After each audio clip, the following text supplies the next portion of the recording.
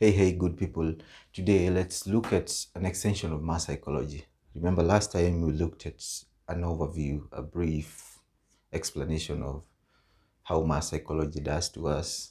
I didn't explain much about what mass psychology is, but basically, in layman's language, somebody somewhere understood what it might be and what it does to you.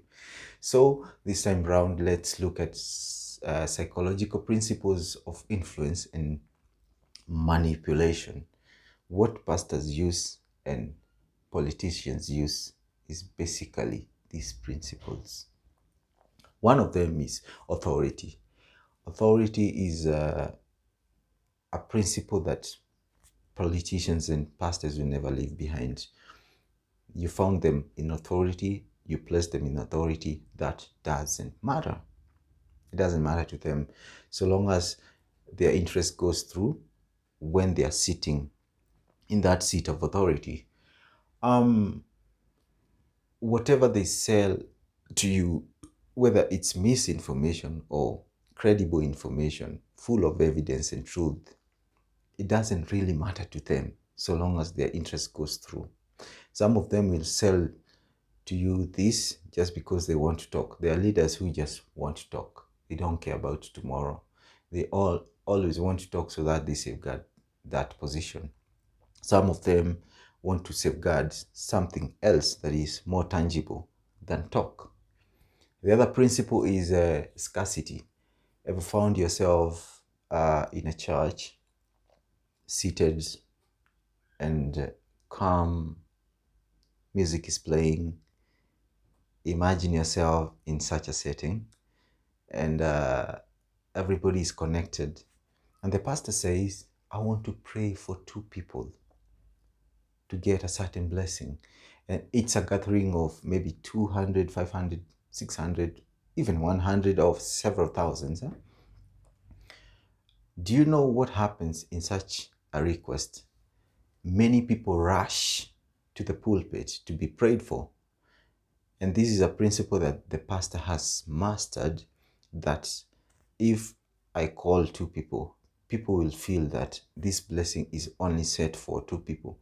And he ends up telling you that God has given me the grace to pray for those who came because of their faith. Okay? And guess what? It's at a cost, it's at a fee, it's a seed that is going to make your blessing work. But eventually it doesn't work. Most of them do not work. Okay? The other thing is repetition. They give you slogans that you keep repeating, and you tend to believe in such slogans. In churches, you're told to sema hii, say this, say this. You repeat that, and you end up believing that whatever you say is going to work, but sometimes it doesn't. And there is a certain hovering phrase, like in the last 10 years in churches, and people are always saying, it's the will of God, it's the will of God. Where's the logic in that? Some times ago, I went to a hotel and I asked someone, do you believe that all leaders come from the Lord? All leaders are chosen by God. And this person told me, yes, the Bible says that. And my pastor tells me that. Everything my pastor tells me, it's true. And it is the will of God for that leader to be there. I asked him, why? Do you ever sit down and question that? Do you ever sit down, even read the Bible in context?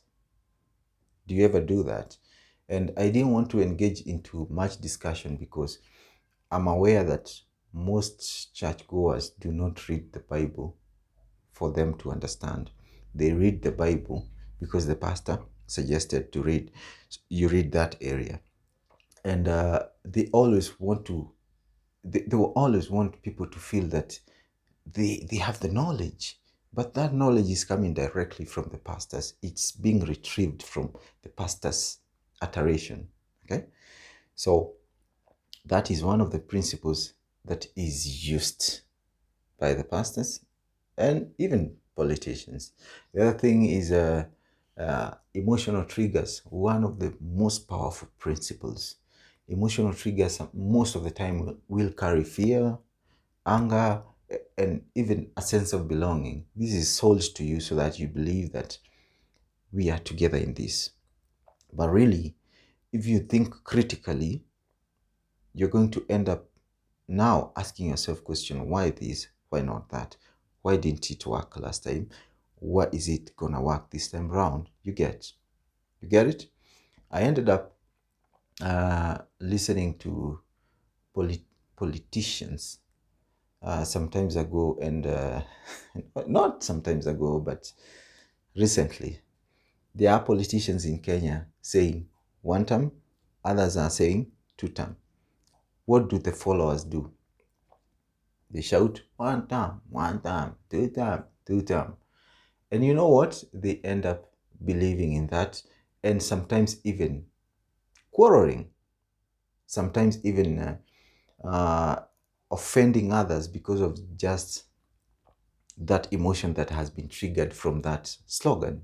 Okay? The other principle is commitment and consistency. You end up doing a small thing, or maybe buying an idea from your leader, and tomorrow you'll end up doing it in a bigger way. Have you ever asked yourself why I do certain things only in church but not in the society? Things that do not need to be questioned, but you'll always defend yourself with my pastor said I will get a blessing when I do this. But sometimes you end up wasting more time doing some things that do not help you.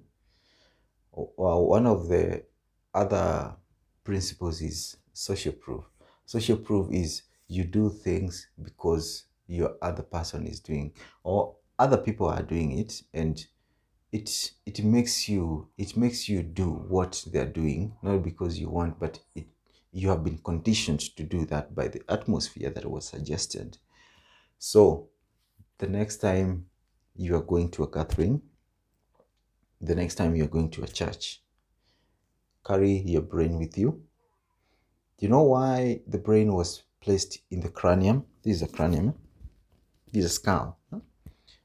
Because it was meant to be used. And mostly in logic and critical thinking. Have you ever asked yourself why high economy countries are not so much religious? They do not adhere to a given religion. Have you ever asked yourself why they are rich?